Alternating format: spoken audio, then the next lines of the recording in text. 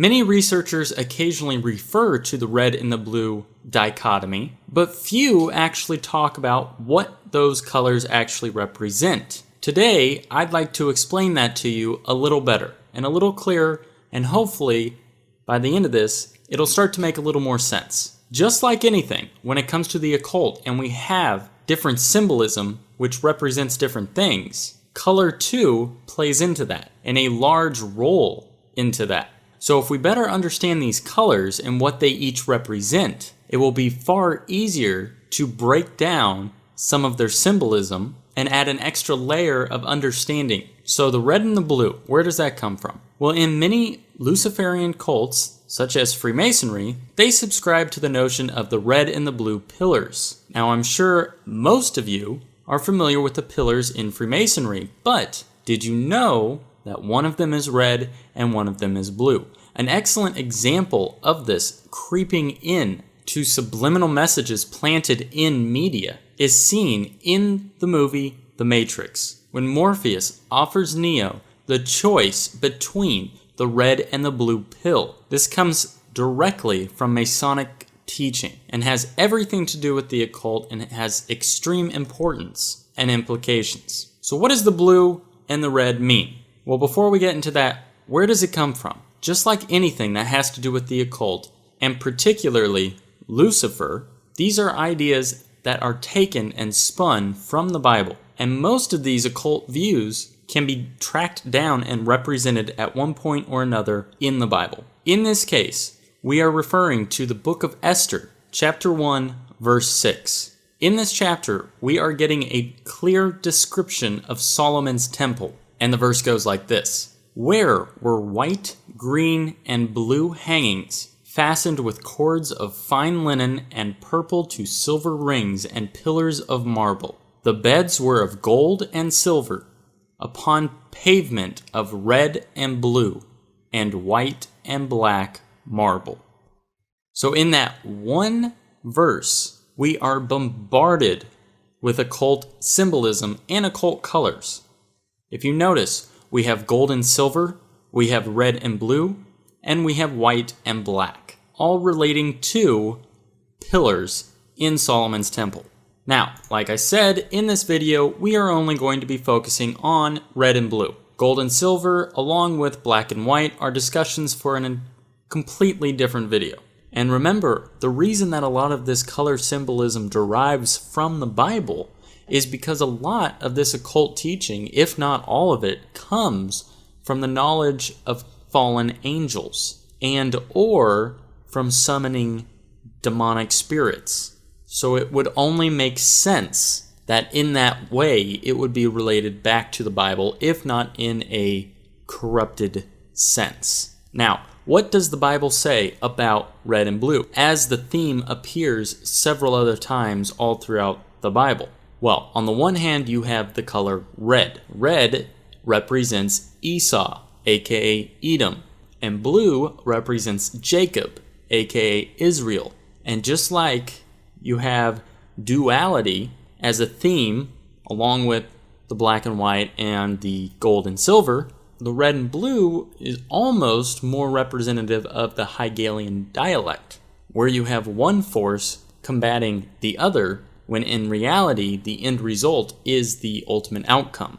And you can see this all throughout occult teachings and their New World Order plans. We can also look at it from the perspective of Cain and Abel. Remember the story in the Bible where Cain killed his brother Abel? Well, Cain represents red, and Abel represents blue. Red represents death and destruction.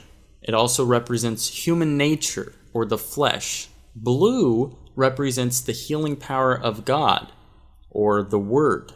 Now, to take it one step further, especially in terms of the occult and ritual magic, red has the association with masculine energy. Red is the father, the color of will. Red is action and activity of command. Red is radiating an outward force. It is fiery and explosive by nature. Then if we look at the color blue, from a ritualistic magic perspective, it is associated with feminine energy. It is the mother, the color of reflection and inner emotion, secrecy, nurturing, creation, and formation. Blue is the color of lakes, the ocean, and the sky. And blue is positive and accepting by nature. So we can see how the ritualistic magic interpretation of these two colors is very eerily similar to the perspective given in the Bible. And like I said, these two colors have everything to do with the red and the blue pillars in Freemasonry. But, as is the case with Freemasonry, we have another color, and we have another pillar. Now, sometimes it is referred to as the middle pillar or the 13th pillar.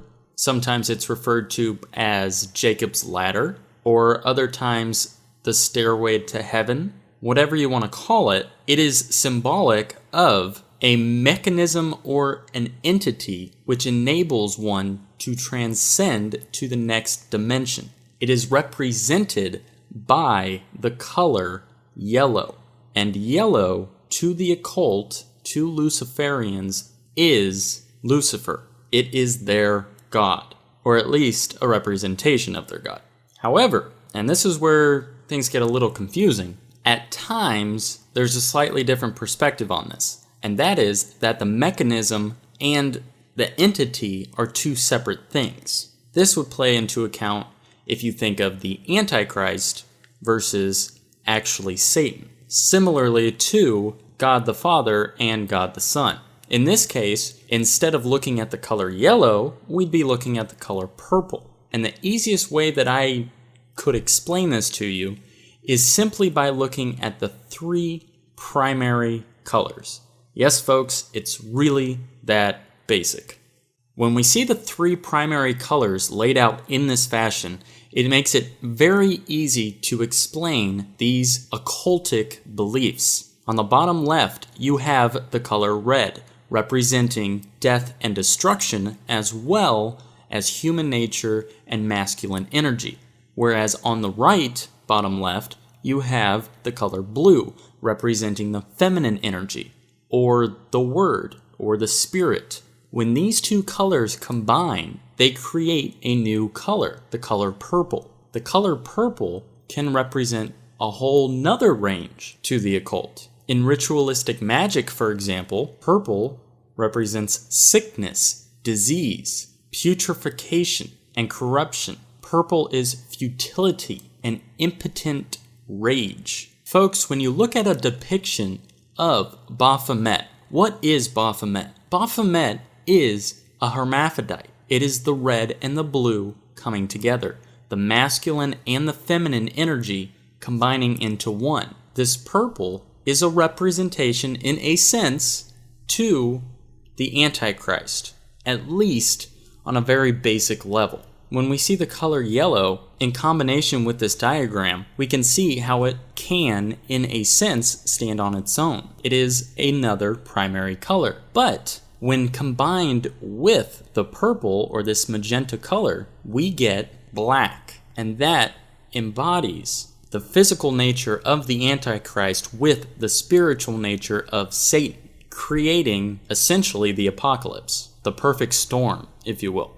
Now, this is where things get a little confusing. Just like with anything that has to do with the occult, there are many different layers and interpretations to these ideas. When we're talking about the primary colors, for example, we think of red, blue, and yellow. But that is the primary colors in a subtractive format. Basically, that's what we would expect to get if we were painting and mixing colors. But another way that you can look at the primary colors is through the additive sense. And that has to do when we're talking about sources of light. I'm sure many of you who are really into computers and maybe some Photoshop and things like that may have noticed that when you're custom creating your own colors, you control off of RGB, which stands for red, green, blue. And that is how you control and create custom colors. Because it has the red and the blue, but it also, instead of the yellow, applies green to create essentially the same idea.